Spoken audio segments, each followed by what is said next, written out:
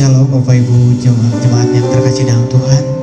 Pada malam hari ini di tengah pekan ini, biarlah kita ingin mengucap syukur lewat setiap firman yang akan diberitakan, lewat pujian-pujian yang akan dinyanyikan. Biarlah hanya dekat Allah saja, Allah yang selalu menyertai kita, Allah Immanuel.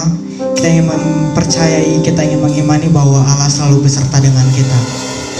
Kita angkat satu pujian, biarlah pujian ini bisa menguatkan saya, Bapak Ibu Saudara yang dapat mengikuti ibadah online pada malam hari ini. Amin.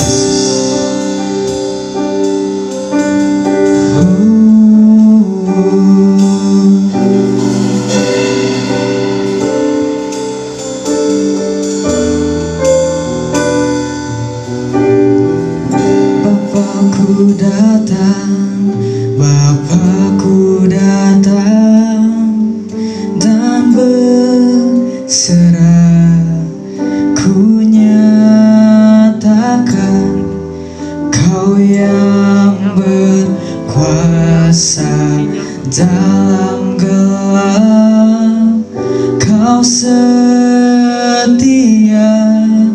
Kau cahaya hidupku. Kita katakan bersama-sama, Kau kuatkan aku bertahan, Kau harapan dalam kesesakan, Kau buktikan kesetiaan-Mu Tuhan. Engkau Allah Immanuel. Amin. Biarlah pujian ini bisa menjadi iman kita, bahwa Tuhan selalu menyertai saya, Bapak Ibu Saudara dimanapun kita berada. Oh, Bapakku datang, Bapakku datang, ku menyembah, ku nyatakan Kau yang bertata dalam lemah, Kau sempurna, Kau cahaya bagiku.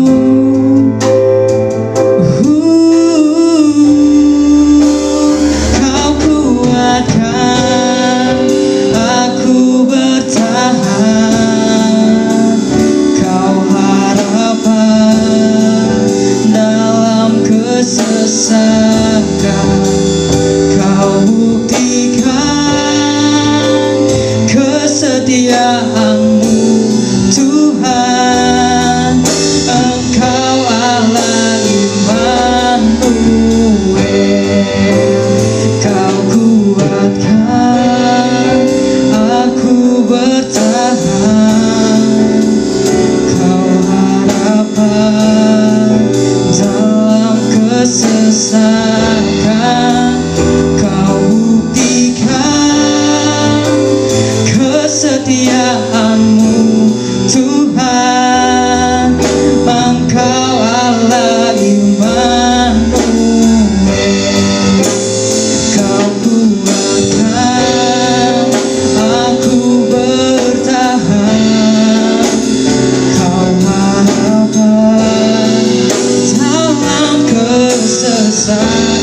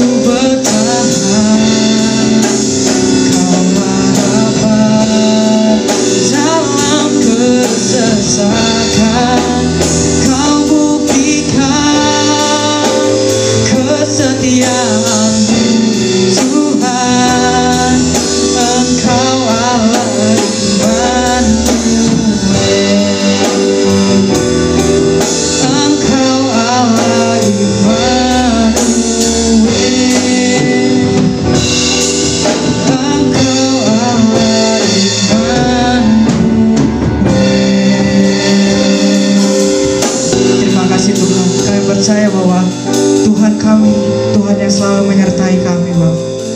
Saya serahkan pada Bapak Gembala untuk berdoa. Shalom saudara dikasih Tuhan. Kita bersyukur dapat berjumpa kembali dalam ibadah online pertengahan minggu. Kiranya seluruh jemaat GBT Anugerah, baik yang di Kesatrian, di Pagarsi, selalu dalam perlindungan dan kemurahan Tuhan. Saudara, mari siapkan hati untuk beribadah dan sekaligus mendengar firman Tuhan. Kali ini yang sebentar akan dibawakan oleh Dr. Tony Tejo. Sudah siapkan hati saudara, waktu saudara, iman saudara agar diberkati oleh Tuhan. Mari kita berdoa bersama-sama dimanapun saudara berada. Kiranya berkat Tuhan menyertai kita. Bapa dalam surga, dalam nama Tuhan Yesus Kristus, kami bersyukur saat ini karena anugerah dan kemurahan Tuhan. Kami GBT Anugerah dapat menyelenggarakan kembali ibadah online. Pada saat ini Tuhan mohon urapan Tuhan menyertai kami, baik pujian juga pemberitaan firman supaya menjadi berkat. Dimanapun acara ini dapat ditangkap, baik di Kota Bandung, Jakarta, di Batam, di Solo, di Malaysia, di Singapura, mungkin di Amerika dan lain tempat. Kami percaya roh Tuhan akan menjamah setiap pendengar dan memberkati acara ini dengan luar biasa. Kami buka ibadah saat ini di dalam nama Tuhan Yesus Kristus. Baik, kita akan terlebih dahulu berdoa sebelum kita akan mendengar firman Tuhan. Bapa di surga, dalam nama Tuhan Yesus Kristus kami bersyukur pada sore hari ini kembali kami datang ke hadirat-Mu untuk mendengarkan firman Tuhan. Engkau mengurapi hamba-Mu, biarlah firman yang dibagikan itu menjadi rema bagi setiap kami yang mendengar dan membaca firman-Mu. Urapi seluruh pendengar, seluruh penonton yang menonton daripada siaran ini, Tuhan urapi. Kami percaya Engkau hadir di tengah-tengah kami dimanapun kami menonton Tuhan. Terima kasih Bapa, kami serahkan waktu ini ke dalam tangan-Mu dalam nama Tuhan Yesus Kristus. Haleluya, amin. Shalom Bapak Ibu Saudara yang kasih Tuhan. Pada malam hari ini saya bersyukur berterima kasih kepada Bapak Gembala, yaitu Bapak Pendeta Dr. Nathaniel Theo yang sudah memberikan kesempatan kepada saya untuk boleh menyampaikan kebenaran firman Tuhan pada malam hari ini.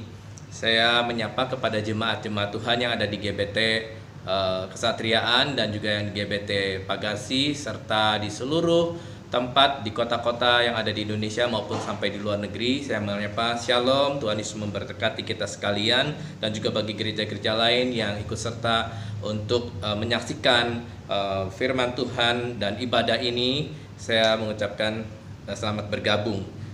Saya perkenalkan diri, nama saya Tony Tejo.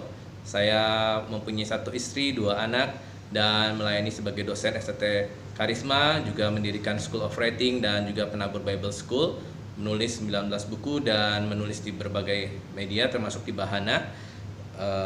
Saya perkenalan cukup sampai di sini. Baik, kita akan sama-sama belajar satu kebenaran firman Tuhan. Firman Tuhan pada malam hari ini saya beri judul Bangkit dari Keterpurukan. Kita akan baca bersama-sama di dalam kitab Ayub. Kitab Ayub pasal yang pertama, ayat yang pertama sampai dengan ayat yang ketiga. Demikian bunyi firman Tuhan. Ada seorang laki-laki di tanah Uz bernama Ayub. Orang itu saleh dan jujur. Ia takut akan Allah dan menjauhi kejahatan. Ia mendapat 7 anak laki-laki dan 3 anak perempuan. Ia memiliki 7.000 ekor kambing domba, 3.000 ekor unta, 500 pasang lembu, 500 keledai betina, dan budak-budak dalam jumlah yang sangat besar. Sehingga orang itu adalah yang terkaya dari semua orang di sebelah timur. Bapak Ibu Saudara yang kasih Tuhan, kita belajar tentang kisah daripada Ayub. Ayub di sini dikatakan adalah orang yang saleh dan jujur.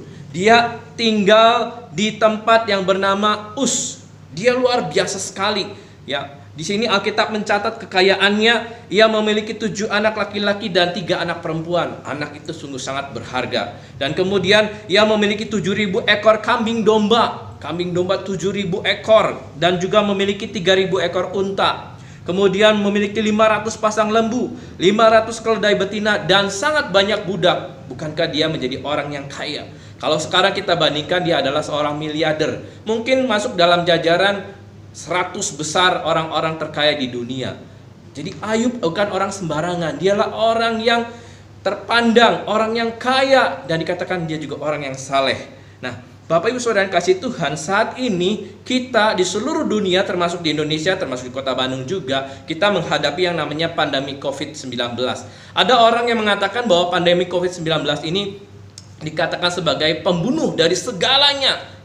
Ya, COVID-19 kills everything. Jadi semuanya dibunuh karena COVID-19 ini. Bukankah pada waktu sebelum terjadinya COVID-19 keadaan biasa-biasa saja, tenang, dan perekonomian berjalan dengan baik, ibadah dan semuanya. Tetapi setelah masuk dalam keadaan pandemi COVID-19, kita memasuki namanya new era.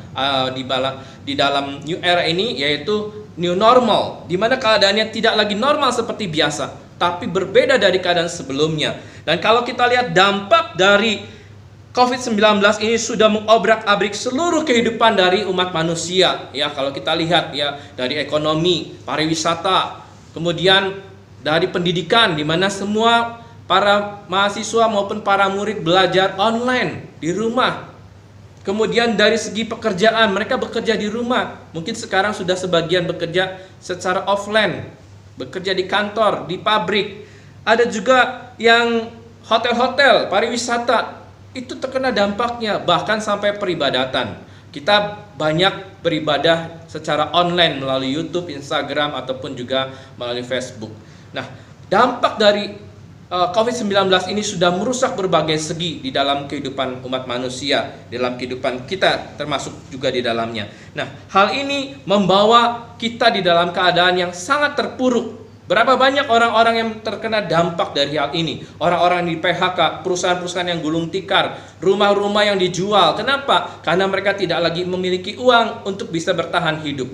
Bahkan mereka tidak lagi bisa untuk membiayai karyawan-karyawannya, menggaji mereka, dan memberi upah pesangon kepada mereka. Saya mendengar ada suatu orang pengusaha yang besar, dia bersaksi, dia juga seorang hamba Tuhan, melayani Tuhan, dan aktif menulis buku juga. Tetapi dia terkena dampaknya juga, yaitu sampai dia dikatakan dalam kesaksiannya, dia menderita kerugian 200 miliar lebih.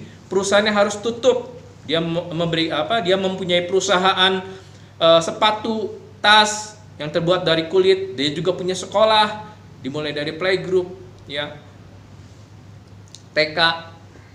Tapi dia terkena dampaknya. Dan dia bersyukur, katanya, saya masih bersyukur. Kenapa? Dia tidak sampai menjadi gila.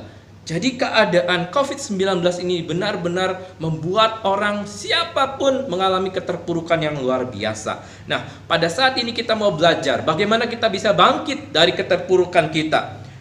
Ada beberapa orang yang saya catat, dia memiliki nama, reputasi yang baik ya di dunia, dan dia pernah mengalami yang namanya keterpurukan. Saya mencatat yang pertama adalah Michael Jordan. Dia berkata, saya gagal dan gagal terus. Itulah akhirnya membuat saya jadi sukses. Jadi dia mengalami kegagalan-kegagalan, tetapi kegagalan itu justru membuat dia dan membawa dia mengalami kesuksesan.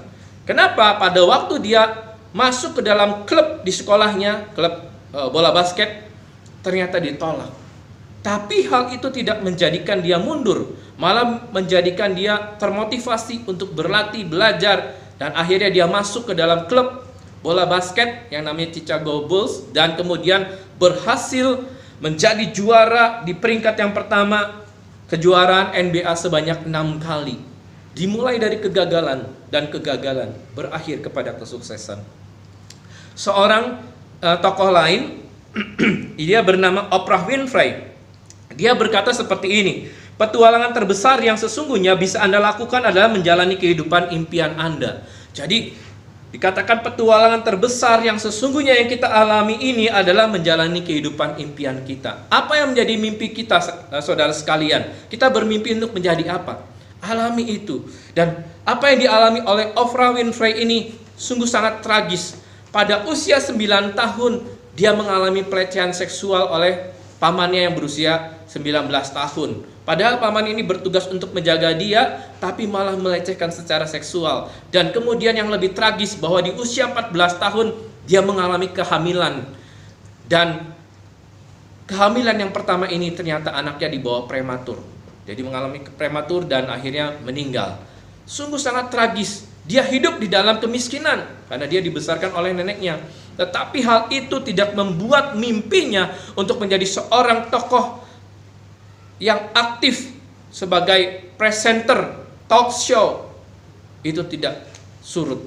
Mimpinya untuk menjadi orang yang kenamaan itu tidak menjadi surut. Dan akhirnya kalau kita lihat, dia menjadi pemandu yang namanya The Oprah Winfrey Show. Dan dia menjadi orang yang memiliki nama, menjadi orang yang luar biasa. Dan kalau kita lihat, ada satu orang tokoh lagi yang saya catat di sini, yang saya lihat dia juga memiliki reputasi yang baik, yaitu Barack Obama. Barack Obama, dia berkata seperti ini, dia punya pendapat, perubahan tidak akan datang jika kita menunggu orang lain atau lain waktu. Jadi perubahan itu tidak akan terjadi, tidak akan datang kalau kita menunggu orang lain atau dikatakan lain waktu saja. Tidak akan terjadi. Kita sendiri adalah orang yang kita tunggu-tunggu. Jadi orang yang kita tunggu itu adalah diri kita sendiri. Artinya jangan kita sampai menunggu orang lain. Kita berinisiatif sendiri. Kita adalah perubahan yang kita cari. Jadi kalau kita mau mengalami perubahan, kita sendiri yang harus berubah. Diri kita sendiri, jangan kita menunggu orang lain, jangan kita menunggu kesempatan itu datang menghampiri kita, karena sesungguhnya kesempatan itu tidak akan pernah datang menghampiri kita kalau kita tidak sendiri aktif untuk mencari kesempatan itu, untuk merebut kesempatan itu sendiri. Dan kalau kita lihat, Barack Obama ini kemudian dia menjadi seorang presiden pertama yang berkulit hitam. Dia adalah keturunan Afrika, dari Afrika Amerika, dan menjadi presiden kulit hitam pertama di Amerika. Luar biasa. Perjuangan dia tidak main-main. Tetapi apa yang dia lakukan? Dia bisa menjadi orang yang berhasil. Dari orang yang terpuruk bisa menjadi orang yang berhasil. Tadi kita sudah baca satu statement daripada Michael Jordan, kemudian Oprah Winfrey, dan juga Barack Obama. Nah, kita kembali kepada firman Tuhan. Firman Tuhan tadi dikatakan tentang kehidupan Ayub. Ayub mengalami keterpurukan yang luar biasa. Mungkin ungkapan yang cocok bagi dia, sudah jatuh ketimpa tangga, ketimpa durian, kemudian juga dia terkena batu, kepalanya udah hancur mungkin ya, hancur berantakan. Itu menggambarkan orang yang mengalami keterpurukan luar biasa. Bagaimana dengan Bapak Ibu Saudara sekalian? Apakah pada saat ini Anda mengalami keterpurukan? Jangan khawatir, Ayub mengalami hal yang sama. Berarti Anda tidak sendiri. Ada orang yang pernah mengalami hal yang jauh lebih terpuruk dibandingkan yang sedang kita alami. Mungkin kita hanya mengalami hal yang terpuruk menurut kita, tapi baru biasa-biasa. Mungkin usaha kita baru gulung tikar, mungkin rumah kita baru terbakar, atau mungkin kita baru sakit, ya. Tapi tidak separah seperti yang digambarkan oleh Alkitab tentang kehidupan daripada Ayub, di mana mengalami keterparahan luar biasa. Dia mengalami keterpurukan yang sangat luar biasa. Saya catat di sini, yaitu apa? Ternyata kejadian itu datang bertubi-tubi. Mungkin hanya berselang jam, tidak berselang hari, tapi kejadian itu bertubi-tubi. Yang pertama adalah lembu sapi dan keledai betina dirampok oleh orang-orang Sheba. Anda bisa baca di dalam Ayub pasal yang pertama ayat 14 sampai 15. Saya bacakan. Datanglah seorang pesuruh kepada Ayub dan berkata, sedang lembu sapi membajak dan keledai-keledai betina makan rumput di sebelahnya, datanglah orang-orang Sheba menyerang dan merampasnya serta memukul penjaganya dengan mata pedang. Jadi dapat dibayangkan, pada saat mereka sedang istirahat, sedang mungkin santai-santai, datang perampok dari orang-orang Sheba ini mengambil semua lembu sapi dan keledai itu, dirampok mereka semua. Ya, semua ternak ini diambil, dan belum lagi hal itu sedang dibicarakan, masih terbengong-bengong, datang lagi seorang pesuruh yang lain. Dikatakan di dalam Ayub pasal yang pertama ayat yang ke-16, di sini dikatakan ayat 16, sementara orang itu berbicara, datanglah orang lain dan berkata, api telah menyambar dari langit dan membakar serta memakan habis kambing, domba, dan penjaga-penjaga. Bayangkan ketika sedang berunding, sedang berdiskusi masalah kenapa kok itu bisa terjadi. Ternyata tiba-tiba api itu datang menyambar, dikatakan kambing, domba, dan para penjaganya. Dan tidak berhenti di sana. Ayub pasal 1 ayat 17 dicatat juga, sementara orang itu berbicara, datanglah orang lain dan berkata, orang-orang Kasdim membentuk 3 pasukan lalu menyerbu unta-unta dan merampasnya serta memukul penjaganya dengan mata pedang. Yang ketiga adalah bahwa unta-unta dirampas oleh orang-orang Kasdim. Tadi lembu, sapi, kambing, domba, keledai. Ya, sekarang untanya dirampas. Bukankah ini adalah harta kekayaan yang luar biasa yang dimiliki oleh Ayub? Tetapi dalam sekejap bisa hilang.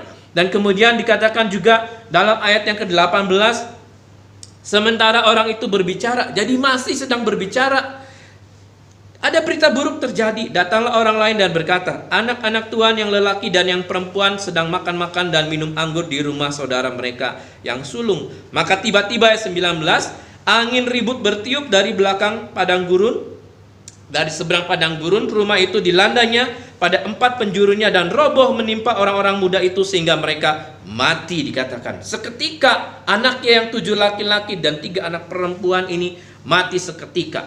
Ya, luar biasa kejadian ini, bertubi-tubi datang. Dan tidak berhenti di sana. Pasal 2 Ayub dikatakan, pasal 2 ayat yang ke-7, Ayub tertimpa atau terkena penyakit barah. Barah itu seperti kusta yang mengelupas tubuhnya, gatal sekali. Itu bahkan dikatakan, dicatat Alkitab ini menuliskan harus menggaruknya dengan beling, pecahan beling, berarti sangat gatal sekali. Semua hartanya habis, anak-anaknya mati seketika, dan Ayub terkena sakit barah. Tidak berhenti di sana, keterpurukan Ayub diperparah dengan istrinya yang meninggalkan dia. Ya, dalam pasal yang kedua Ayub, pasal kedua ayat 9 di sana dicatat bahwa maka berkatalah istrinya kepadanya, masih bertekunkah engkau dalam kesalehanmu? Kutukilah Allahmu dan matilah. Dikatakan, kamu masih bertekun, semua hartamu habis, kamu sudah miskin, dan sekarang kamu sudah sakit. Sakitnya itu kalau saya perhatikan pasti bernanah dan berbau busuk.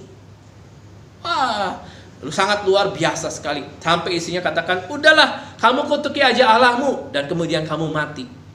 Istri yang seharusnya menjadi penopang suami, sekarang malah menganjurkan untuk bunuh diri. Betapa sangat terpuruk keadaan daripada Ayub. Tetapi apa yang terjadi? Ya, ternyata Ayub tidak mengikuti pendapat daripada istrinya. Tidak terlarut, tidak kemudian membuat dia sukacitanya hilang. Apa yang dikatakan dalam Ayub pasal 3 ayat 25? Ayub 3 ayat 25 di sini dicatat bahwa karena yang kutakutkan itulah yang menimpa aku, dan yang kucemaskan itulah yang mendatangi aku. Rupanya Ayub ini sudah memiliki satu ketakutan bahwa akan terjadi sesuatu yang tragis yang akan menimpa dirinya, dan ternyata apa yang ditakutkan itu benar-benar terjadi, dia alami. Kadang-kala Bapak Ibu Saudara, kita tidak boleh memikirkan hal-hal yang buruk yang akan terjadi menimpa kita. Mungkin secara manusia wajar, bisa saja itu terjadi. Tapi saya anjurkan kita tidak boleh memikirkan hal-hal yang buruk. Kenapa? Apa yang dipikirkan tadi Ayub katakan itu bisa terjadi. Kalau kita memikirkan seandainya kita sedang ada di satu ruangan saat ini, kemudian kita berpikir, setelah kita dari ruangan ini kita pergi keluar, mungkin kita mengendarai kendaraan, mungkin kita bisa kecelakaan. Itu bisa terjadi karena apa yang kita pikirkan itu bisa terjadi. Jadi saya anjurkan supaya kita tidak boleh memikirkan hal-hal yang buruk. Pikirkanlah hal-hal yang baik. Nah, kalau kita lihat Ayub ini mengalami keterpurukan yang luar biasa, dan belum pernah kita lihat sampai sekarang, saya belum pernah mendengar ada orang yang mengalami keterpurukan seperti yang dialami oleh Ayub ini. Tadi di awal saya cerita ada seorang pengusaha, hamba Tuhan juga yang aktif melayani Tuhan. Kemudian dia juga aktif menulis buku-buku, dan buku-bukunya banyak dibagi-bagikan, termasuk dibagikan secara gratis. Tetapi dia diizinkan Tuhan mengalami keterpurukan, usahanya mengalami kerugian, bangkrut, bahkan pabriknya kebakar dan dia mengalami kerugian 200 miliar lebih. Ya, itu semua terjadi. Tetapi keterpurukan yang dia alami tidak jauh lebih terpuruk dibandingkan keterpurukan yang dialami oleh Ayub. Jadi keadaan Ayub ini jauh lebih terpuruk dari keadaan orang yang terpuruk sekalipun.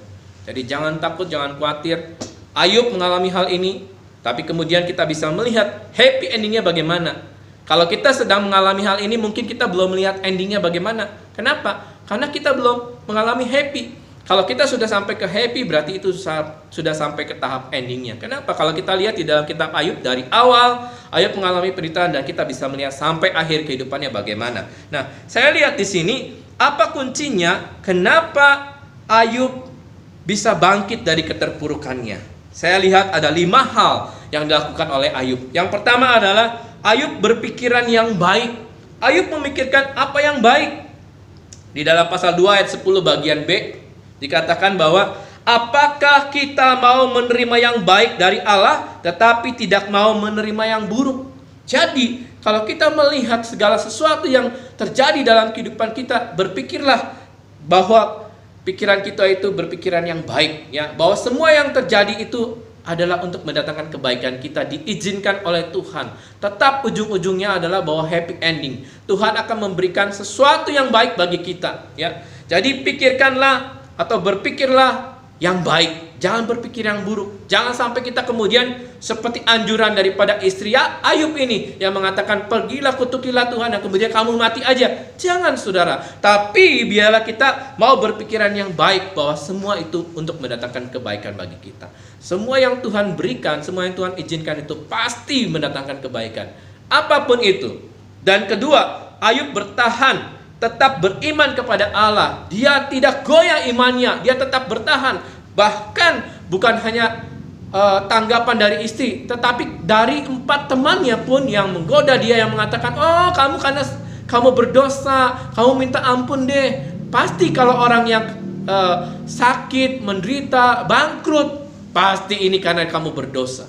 Kadangkala kita menjudge orang-orang yang mengalami keterpurukan itu, langsung dijudge bahwa dia berdosa. Pasti kamu sudah melakukan dosa yang besar, sehingga usahamu bangkrut, sehingga kamu sakit parah, sehingga kamu ini, sehingga kamu ini. Kadangkala banyak orang, termasuk sahabat-sahabat kita, termasuk hamba-hamba Tuhan, itu menjudge orang yang sedang mengalami keterpurukan. Menjudge karena dia tidak taat, karena dia sudah berdosa dan sebagainya. Tetapi apa yang dialami oleh Ayub ini jauh-jauh berbeda. Kenapa? Karena seringkali kita berteologi, 99% yang mengatakan memang ada orang-orang yang sakit, ada orang yang mengalami kebangkrutan, mengalami perceraian. Mungkin itu bisa disebabkan karena dia berdosa, karena dia tidak taat kepada Tuhan. Tetapi ada 1% di mana orang itu tidak bersalah, di mana orang itu tetap setia kepada Tuhan, tetap beriman kepada Tuhan, tetapi diizinkan oleh Tuhan untuk mengalami keterpurukan, yaitu Ayub. Buktinya adalah Ayub. Ayub dikatakan dia tidak berdosa dengan mulutnya. Memang sekali waktu dia pernah terucap dari mulutnya bahwa dia mengatakan, buat apa aku dilahirkan. Tetapi kemudian dia minta ampun sama Tuhan. Dan keadaan inilah yang membuat Ayub ini berharga di mata Tuhan, menjadi orang yang saleh, yang tidak bercacat di hadapan Tuhan. Dan yang ketiga, tadi yang kedua, Ayub bertahan tetap beriman kepada Allah. Yang ketiga, Ayub tidak mempersalahkan orang lain. Ayub tidak mempersalahkan istrinya, gara-gara istrinya. Ayub tidak mempersalahkan anak-anaknya. Ayub tidak mempersalahkan budak-budaknya, karyawan-karyawannya. Tetapi Ayub tetap melihat di balik semua itu ada campur tangan Tuhan dalam kehidupannya. Jadi Ayub tidak mempersalahkan orang lain. Jangan kita cari kambing hitamnya. Karena si A, karena si B, saya jadi bangkrut, saya jadi gini. Jangan, stop, berhenti itu. Ya, kita tidak boleh mempersalahkan orang lain. Yang keempat, Ayub taat kepada Allah. Ayub taat, walaupun dia sakit, semuanya sudah habis. Bayangkan Bapak Ibu Saudara, nanti kalau Anda lihat pada pasal yang kedua, ketika teman-temannya datang, saya bacakan pasal kedua, Ayub pasal kedua, ayat 11. Ketika ketiga sahabat Ayub mendengar kabar tentang segala malapetaka yang menimpa dia, maka datanglah mereka dari tempatnya masing-masing, yaitu Elifas orang Teman, Bildad orang Suah, serta Sofar orang Naamah. Mereka bersepakat untuk mengucapkan bela sungkawa kepadanya dan menghibur dia. Ketika mereka memandang dari jauh, mereka tidak mengenalnya lagi. Bahkan teman-temannya ini, sahabat-sahabatnya ini tidak lagi mengenal siapa Ayub. Karena apa? Karena keadaannya sudah sangat parah. Bayangkan, orang yang tadi kaya raya, mungkin pakai emas, berlian, kalungnya, cincinnya, pakai jam atau segala macam. Sekarang semuanya tidak ada. Bahkan baju compang-camping, semua kulitnya kena bara, ya, bau amis, bau nanah, ya. Tidak kelihatan lagi dikatakan, itu seperti Ayub. Tidak. Berarti keadaannya sudah sangat terpuruk sekali, sangat parah. Tetapi di sini Ayub tetap taat kepada Allah. Ya. Ketika teman-temannya membujuk segala macam, akhirnya Ayub tidak terpengaruh oleh bujukan daripada teman-temannya. Ayub tetap taat kepada Allah. Yang kelima, Ayub mengandalkan Allah. Ayub tetap mengandalkan sampai dengan detik-detik kehidupannya, sebelum dia mengalami pemulihan dari Tuhan, tetap dia mengandalkan Tuhan. Ya, sampai akhir hidupnya dia tetap mengandalkan Tuhan. Dan apa yang terjadi pada waktu dia melakukan semua itu, yaitu yang pertama dia berpikiran yang baik, yang kedua dia bertahan, tetap beriman kepada Allah, yang ketiga dia tidak mempersalahkan orang lain, yang keempat Ayub taat kepada Allah, dan yang kelima dia mengandalkan Allah. Apa yang terjadi dikatakan pasal 42 ayat yang kedua dan ayat yang kelima. Ayub 42 ayat yang kedua dan yang kelima dikatakan, aku tahu bahwa engkau sanggup melakukan segala sesuatu dan tidak ada rencanamu yang gagal.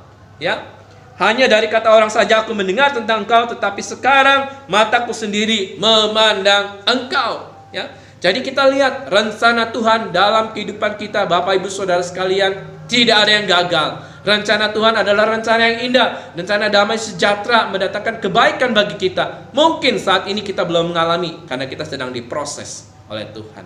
Ya, kita sedang mengalami keterpurukan, tapi jangan khawatir. Sebentar lagi semua akan berlalu. Dan apa yang dikatakan oleh Ayub? Dulu saya hanya mendengar Tuhan itu baik, Tuhan itu penyembuh, Tuhan itu penolong. Itu kata orang. Tapi sekarang setelah saya mengalami semua yang buruk ini, saya baru melihat ternyata Tuhan itu benar. Dia adalah penyembuh. Kenapa? Karena Tuhan menyembuhkan sakit dia. Sakit yang mustahil disembuhkan dapat disembuhkan oleh Tuhan. Keadaan ekonomi yang hancur berantakan total bisa dipulihkan. Bahkan anak-anaknya yang mati seketika semuanya bisa dipulihkan. Dan dikatakan anak-anaknya dipulihkan oleh Tuhan. Dia memiliki anak-anak lagi yang cantik, yang gagah, yang luar biasa, yang lebih baik dari sebelumnya. Keadaan Ayub dipulihkan. Dan kalau kita lihat di dalam pasal 42 ayat 10, lalu Tuhan memulihkan keadaan Ayub setelah ia meminta doa untuk sahabat-sahabatnya, dan Tuhan memberikan kepada Ayub 2 kali lipat dari segala kepunyaannya dahulu. Ini adalah kejadian happy ending daripada Ayub. Dari seorang yang terpuruk, Tuhan angkat dia. Dia bangkit dari keterpurukannya dan dipulihkan oleh Tuhan. Maukah kita pada saat ini, waktu kita mendengar firman Tuhan ini, kita bangkit dari keterpurukan? Ya, kita akan mengalami pemulihan dari Tuhan. Bahkan dikatakan 2 kali lipat Tuhan akan pulihkan. Tuhan itu bisa saja kalau dia mau untuk memulihkan keadaan ekonomi kita dalam waktu seketika. Dalam waktu 1 menit pun bisa. Dia sanggup melakukannya. Karena bagi Tuhan tidak ada kata terlambat. Mungkin terasa lambat, tapi tidak pernah terlambat pertolongan Tuhan. Ya. Kalau kita lihat kesimpulan dari hal ini, firman Tuhan yang saya bagikan, ada 5 hal juga. Yang pertama adalah bahwa anak Tuhan dan hamba Tuhan tidak kebal terhadap masalah. Termasuk keadaan yang terpuruk sekalipun, tidak ada satupun yang kebal. Kita lihat ada hamba-hamba Tuhan, kok bisa kena COVID? Artinya semua orang bisa kena. Tidak ada yang kebal, tidak ada jaminan orang itu tidak akan mengalami masalah, tidak akan mengalami sakit penyakit, tidak akan mengalami kegagalan. Semua itu bisa saja terjadi. Yang kedua, masalah dialami anak Tuhan, hamba Tuhan, diizinkan oleh Tuhan dengan tujuan untuk memurnikan iman kita. Apakah dengan keadaan yang sedang kita alami yang buruk itu, kita tetap setia kepada Tuhan, kita tetap murni iman kita kepada Tuhan, ataukah iman kita goyah? Berapa banyak kita mendengar ada artis-artis Kristen, ada hamba-hamba Tuhan, pendeta-pendeta termasuk di dalamnya, karena masalah sedikit saja ekonomi atau masalah rumah tangga, dia menjual imannya dari Tuhan. Ya, dia beralih keyakinan. Dia tidak lagi percaya kepada Yesus. Padahal dia adalah seorang yang tahu firman Tuhan. Jadi masalah itu dialami untuk kita adalah diizinkan oleh Tuhan supaya iman kita menjadi murni. Yang ketiga adalah dalam keadaan terpuruk pun Tuhan senantiasa beserta kita. Firman Tuhan berkata, aku akan menyertai kamu sampai kepada akhir zaman. Tidak dikatakan hanya dalam keadaan suka senang saja, tapi dalam keadaan suka dan duka, dalam keadaan kita kaya, dalam keadaan kita terpuruk jatuh miskin sekalipun, Tuhan tetap menyertai kita. Ingat, Tuhan tetap menyertai kita. Jangan takut, jangan khawatir. Engkau berdoa kepada Tuhan, Tuhan dengar doamu. Yang keempat, Tuhan tidak tinggal diam membela kita dari segala tuduhan. Mungkin kita dituduh, difitnah, kita nggak tahu apa-apa, tiba-tiba difitnah. Oh, kamu begini. Padahal kita tidak melakukan apa-apa. Tenang, jangan kita merasa putus asa, kecewa. Ada Tuhan yang membela kita. Satu kali kebenaran kita akan ditegakkan. Tuhan akan angkat kita dan Tuhan pulihkan kita. Yang terakhir, yang kelima, Tuhan sanggup memulihkan keadaan kita lebih baik dari sebelumnya. Maukah kita mengalami keadaan seperti yang dia alami oleh Ayub, dipulihkan oleh Tuhan? Mungkin kita tidak mau hal-hal yang buruknya yang tadi, ya, mengalami kebangkrutan, mengalami sakit penyakit, istrinya meninggalkan kita. Tidak mengalami itu, ya. Tapi minimal, kalaupun kita merasa saat ini dalam keadaan terpuruk, ingat, bangkitlah. Tuhan siap memulihkan kita 2 kali lipat. Tuhan Yesus memberkati kita sekalian. Amin. Puji Tuhan, kita sudah diberkati dengan firman Tuhan yang indah luar biasa, bangkit dari keterpurukan. Terima kasih banyak Bapak Pendeta Dr. Tony Tejo. Kami jemaat semua sudah diberkati, dan saya percaya semua saudara yang mendengarkan acara ini dimanapun berada, saudara sudah diberkati. Dalam masa-masa yang kurang menyenangkan seperti saat ini, mari saudara kita tetap setia bertekun. Kita percaya Tuhan punya rancangan yang terindah, yang terbaik bagi kita orang-orang yang mau selalu berharap kepada Dia. Puji Tuhan, saudara-saudaraku, kiranya firman ini memberkati kita semua, termasuk saya diberkati pada malam hari ini. Haleluya. Saudaraku yang dikasih oleh Tuhan, ada sedikit pengumuman, ya, bahwa hari Minggu ini adalah minggu awal dari bulan Agustus, maka ada perjamuan kudus. Kita ibadah 3 kali, ya. Jadi di gereja ada perjamuan kudus. Seperti bulan lalu, saudara bisa mengambil perjamuan kudus, begitu masuk gereja, saudara bisa ambil, ya. Tentu siapkan hati saudara, waktu saudara, iman saudara. Kita percaya dalam ibadah hari Minggu depan berkat Tuhan sudah disiapkan untuk kita sekalian. Puji nama Tuhan. Bagi saudara yang ingin berikan persembahan, di Instagram GBT Anugerah sudah bisa lihat kemana saudara bisa menyampaikan persembahan itu. Puji nama Tuhan. Kita akan mengakhiri ibadah kita. Saudara yang ada di rumah, kita berdiri bersama-sama, kita akan berdoa. Kita mohon berkat dari Tuhan pada saat ini. Haleluya. Mari kita berdoa dengan iman. Bapa yang penuh kasih, di dalam nama Tuhan Yesus Kristus, kami sungguh bersyukur pada saat ini di mana kami kembali dapat beribadah kepada Tuhan lewat ibadah online.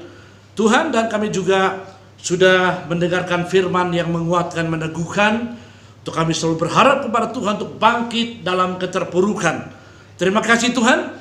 Tidak ada harapan lain selain Tuhan yang menjadi harapan kami. Bagaimanapun keadaan kami, contoh yang diberikan seperti Ayub, Tuhan, di balik semua itu Tuhan punya rancangan-rencana yang terindah bagi orang-orang yang selalu mau melekat kepada Tuhan. Terima kasih Bapa dalam surga. Berkati semua pendengar yang sudah mendengar firman saat ini. Yang lemah Tuhan kuatkan.